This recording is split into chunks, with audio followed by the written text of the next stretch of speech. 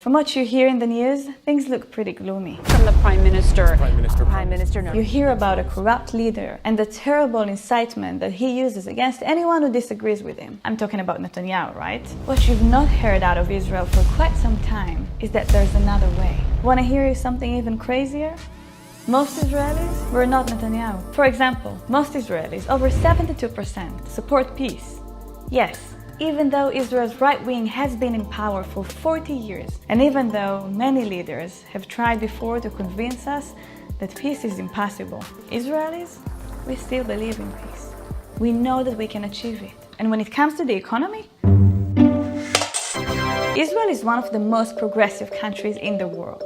No, not Netanyahu, but all the others. Most Israelis believe that the gaps between rich and poor must be narrowed. Most of the public is also willing to dig into their pocket and pay higher tax if needed to improve the healthcare system for those who are economically weaker. Most of the politicians in government may not be, but we, the Israeli public, are very liberal. Over 2/3 of the public supports gay marriage. Most Israelis support granting equal status to all streams of Judaism, Reform, Conservative, and Orthodox. We're all part of one family. For most Israelis, both on the left and on the right, it's no problem for women to pray at the Western Wall. They want to allow every Israeli citizen to live according to their faith. An Israeli democracy, it's remarkably strong.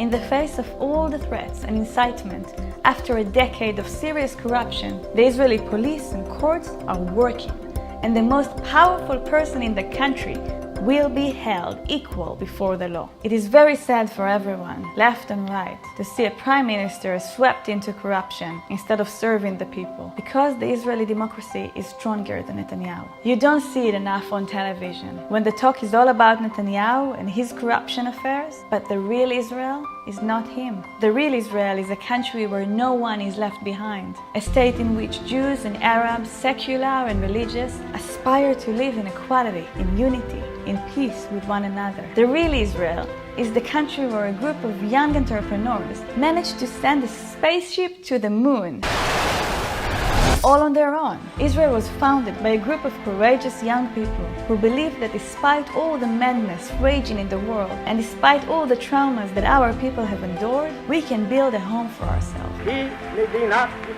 And not only be a home, but a nation that will always strive to increase the light in the world. Israeli innovation has met some of the great challenges of our times, from clean water and food in desert countries to the disc on key. And yes, we also have great people here, like Neta Barzilai or Gal Gadot. We are the bridge to a greater understanding.